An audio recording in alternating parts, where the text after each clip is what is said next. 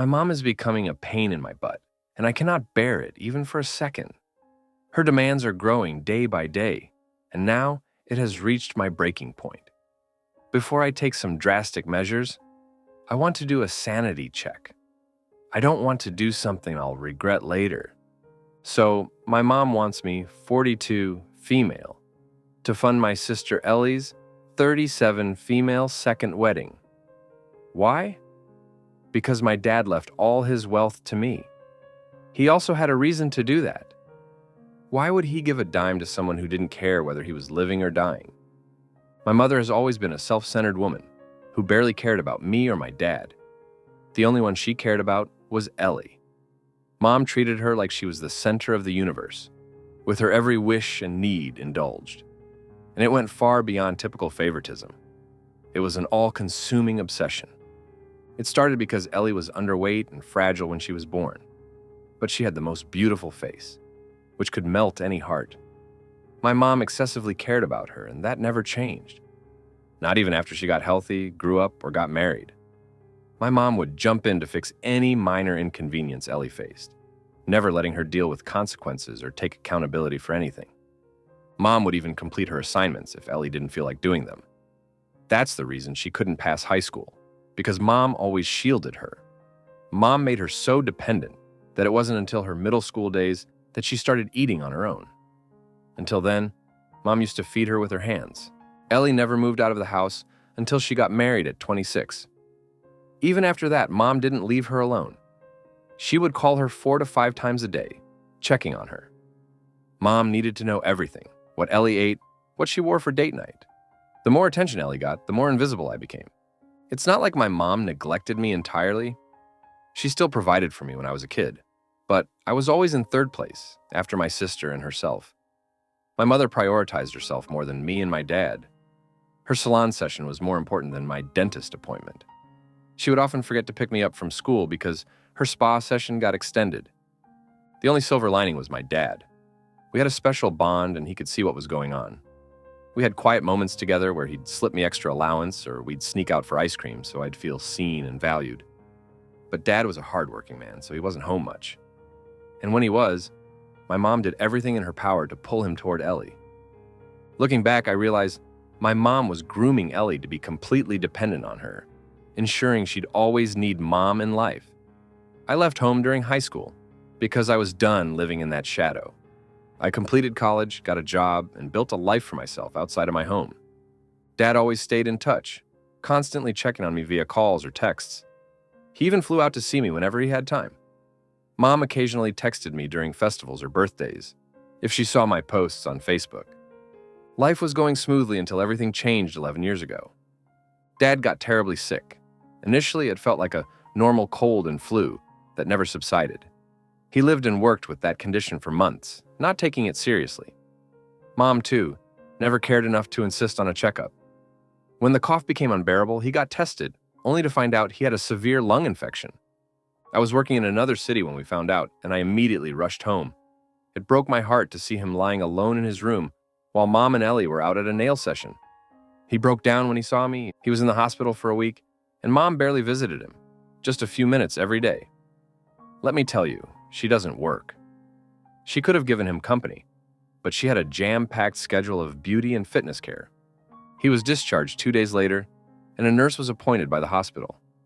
Literally, Mom had to do nothing except give him her time, but even that was too hard for her. When she arrived, she acted so surprised to see me and came in for a big hug. But I blocked her. I low-key shouted at her for leaving Dad alone in the house. She said, "We went to get groceries." She lied to my face. It was evident from their look that they were freshly out of a spa session. By then, Ellie was divorced and living with Mom. Her first marriage had lasted barely a year. It wasn't like Mom didn't care at all for Dad. She wasn't evil, but she was too self-obsessed. Everyone came second to her after Ellie and herself. She was busy in her own world. She would sit beside Dad, but be busy posting stories, doing skincare, or chatting with Ellie. She left everything to the nurse and wouldn't compromise her daily routine. I was visiting for only a week, but seeing my dad's condition and my mom's negligence, I just couldn't leave him alone. Though I went back to work after a week, I couldn't shake the feeling that he needed me. Soon, I found out his condition was critical.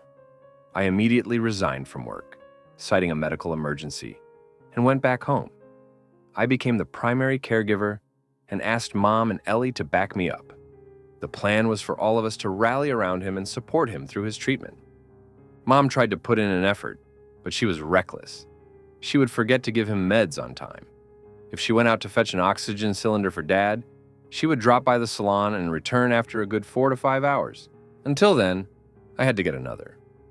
Mom treated it like a temporary inconvenience, as though he'd be back on his feet in no time. Ellie barely visited his room, saying it was too emotionally draining and that she couldn't handle it.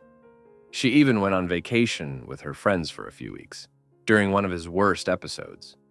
So it was I who ended up by his side, taking care of him and ensuring he had company. Mom began caring for him when his condition worsened, but by then, it was too late.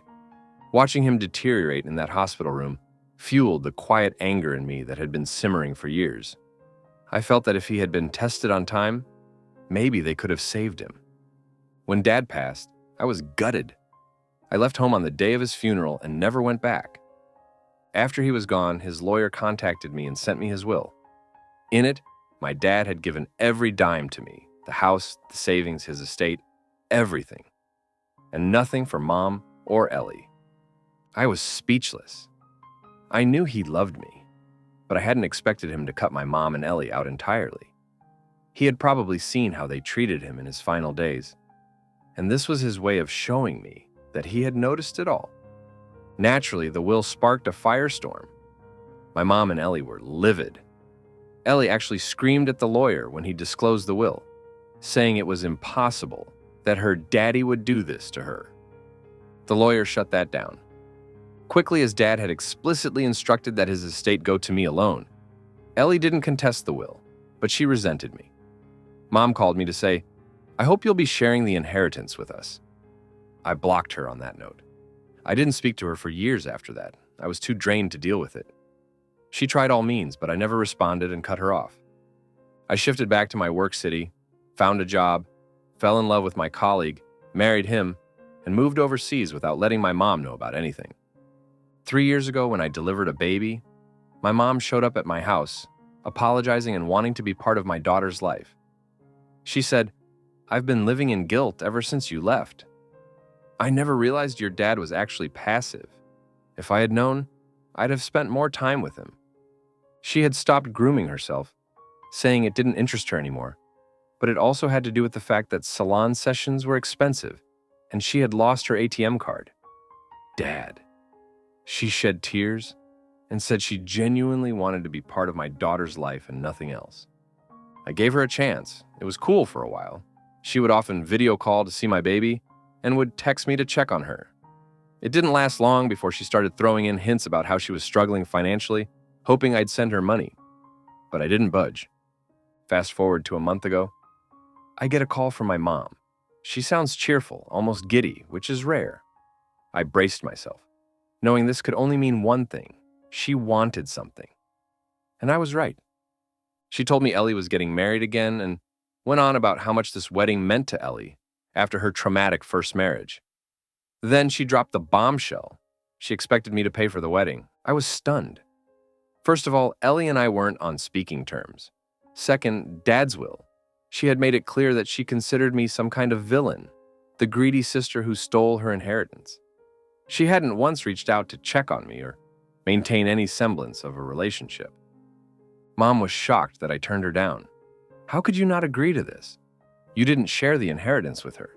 She accepted her fate. But paying for her wedding is something you should have gladly volunteered for, irrespective of the inheritance stuff. As an elder sister, don't you have any responsibility? I was dumbfounded at her response, like, what the hell? Mom never tried to build any sibling bond between us, and suddenly she wants me to step up as an elder sister? What a joke. I told her very clearly that I wasn't going to pay for the wedding. She flipped out, saying it was my responsibility since Dad had left everything to me. She went on a tirade about family obligations, how I was holding the family fortune hostage, and how Ellie deserved this happiness. I said, I don't owe anyone anything. She got manipulative and said, what options do we have now? Tell me. She has already paid the token amount to book the venue, hire the decorators and musicians, everything. The invite is out with the venue location. How do we go back from here? I flipped out hearing this. I was expected to foot the bill for a wedding to which I am not even invited. Look at their audacity. When I pointed this out, she realized it was messed up and said I should have been invited. She remained silent for a moment and then went, "We thought you would be busy with the kid. It's a long journey with such a small baby, jet lags and stuff. And you might not be interested, so we kind of skipped it. We'd be ecstatic if you could make it.